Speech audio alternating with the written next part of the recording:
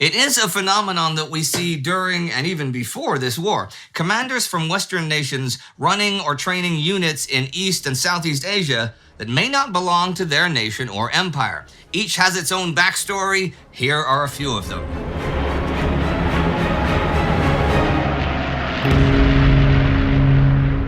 I'm Indy Neidell. This is a World War II in real-time gallery special. So, Western commanders in Asia. Well, today I'm just looking at a particular thread through China and Burma. When the warlord era comes to an end in China by the 1930s, Chiang Kai-Shek of the nationalist Kuomintang finds himself in power, yet alienated from the international community. He mistrusts the Western nations, who have too often abused China in the past under the guise of an open-door policy.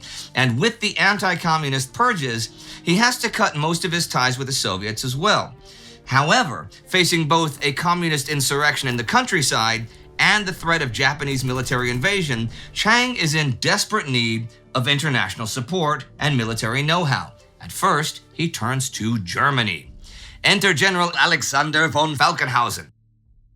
Falkenhausen was a military attaché in Tokyo before the Great War, during which he was much decorated. After Adolf Hitler comes to power, Sino-German relations grow stronger, despite a strong faction within the Nazi Party that would prefer to ally with militaristic Japan. Many German industrialists see China as the more promising trading partner of the two. So in exchange for raw materials, a small team of high-profile former officers begins training and modernizing Chiang's National Revolutionary Army. Falkenhausen oversees the steady influx of German and European armaments and equipment, ranging from steel helmets to heavy artillery. He is averse to any form of political extremism or ideology and has no deep allegiance to the Nazis.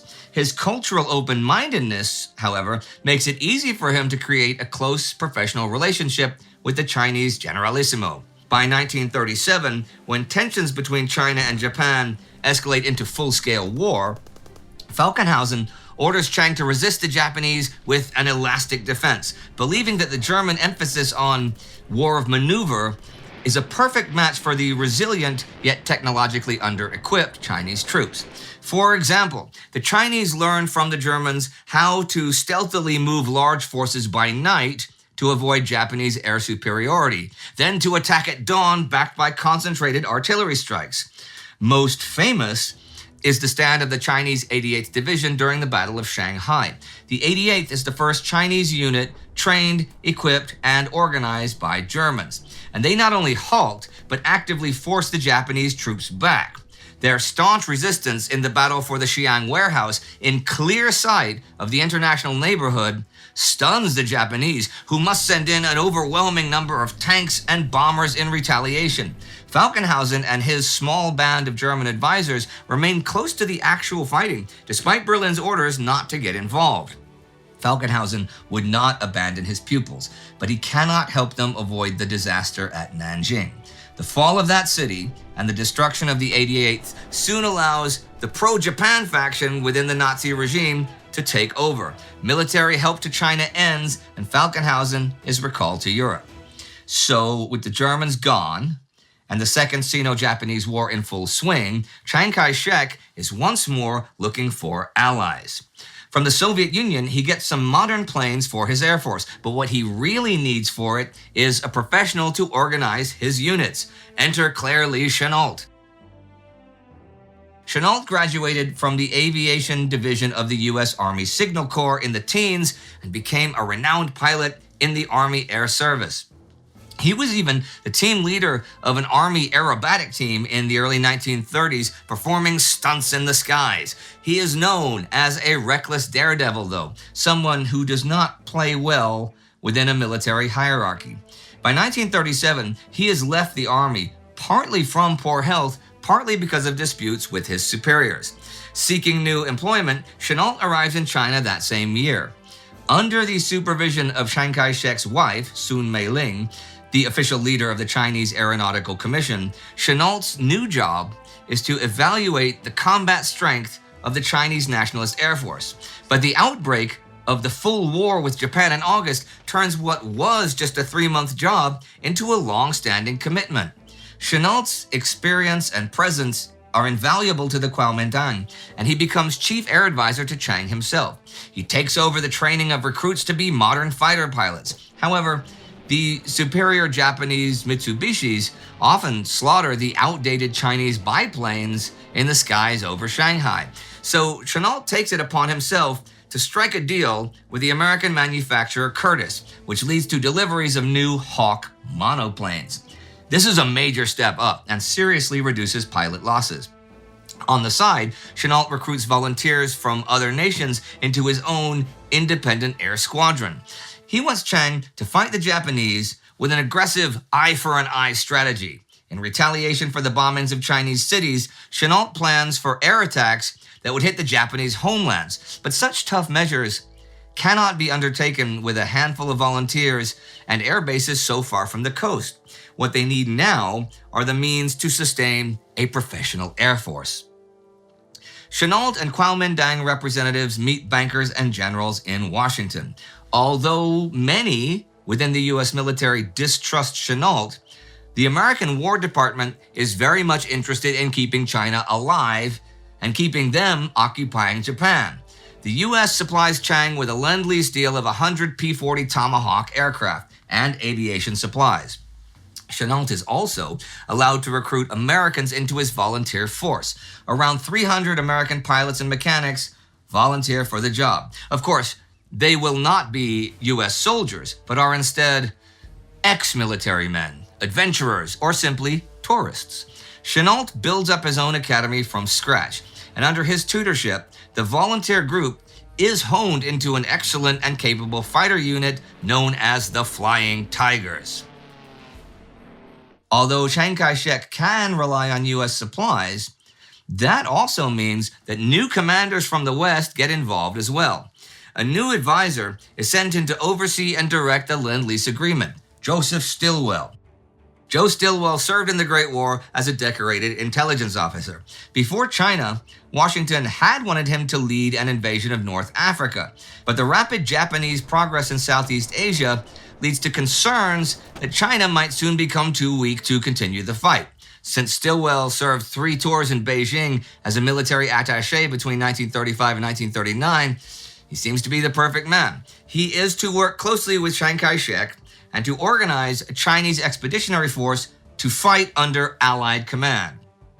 But in 1942, this is easier said than done. Increasingly war-weary, Chiang wants to conserve as many of his troops as possible and hoard Lend-Lease supplies, not for the war against the Japanese, but for one against the Chinese communists in the future.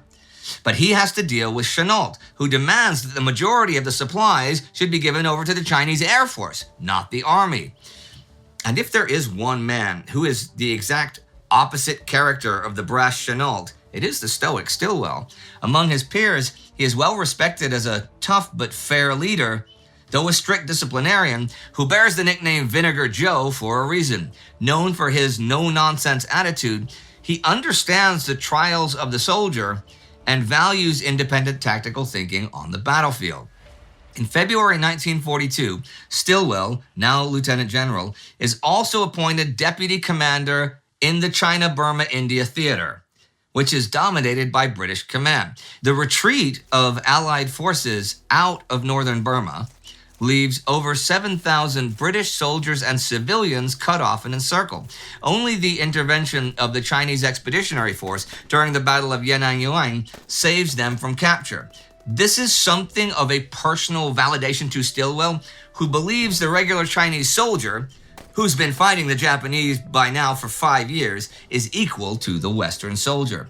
To overcome prejudice and to try and establish trust and increase morale, Stilwell establishes several training centers in India for the Chinese units that made it out of Burma. Even though the British don't want that, and actually Chiang doesn't really want it either, not wanting strong military units beyond his control, many of the British do not want to create any sort of independent contingents, like his Chinese X-Force, in fear that others like it might rebel against their empire.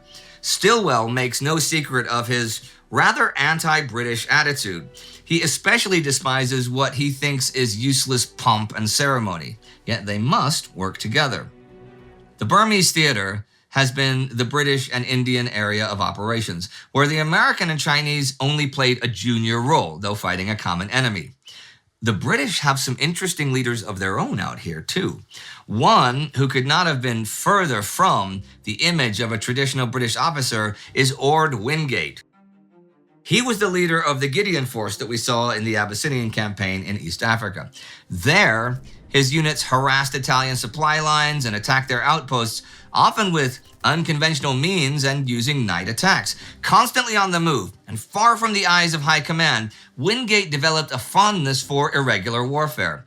His leadership style gets the attention of Theater Commander Archie Wavell, who gives Wingate the green light to establish a long-range penetration unit for the jungles of Burma. In the summer of 1942, Wingate takes control of the Indian 77th Infantry Brigade and begins the job. He immediately sets up training camps to build up his guerrilla unit, which will soon be known as the Chindits. To toughen them up, he holds regular training sessions in the Indian jungle, even during the monsoon season. The rate of sick soldiers skyrockets, and soon the whole unit is down to 50% strength.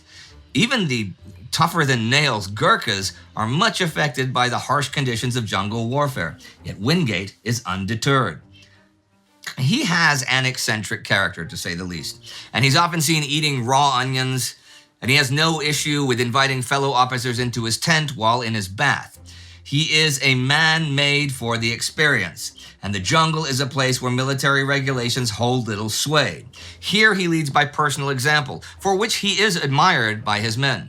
Wingate is also very direct, even with his superiors, which gets him in regular trouble with Bill Slim, from whom he took the most capable British, Gurkha, and African units for his Chindits. The first operations lead them deep into the Burmese jungle, across the large Irrawaddy River.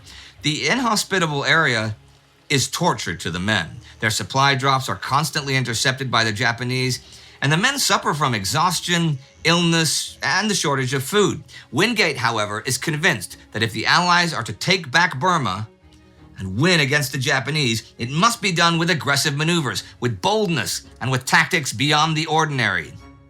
It is a massive war, and war in general makes strange bedfellows. Throughout history, men have commanded troops or units belonging to other nations or other armies, perhaps as mercenaries, perhaps for adventure, perhaps with an ally, or perhaps working with colonial troops. And in that respect, at least, this war is no different from those.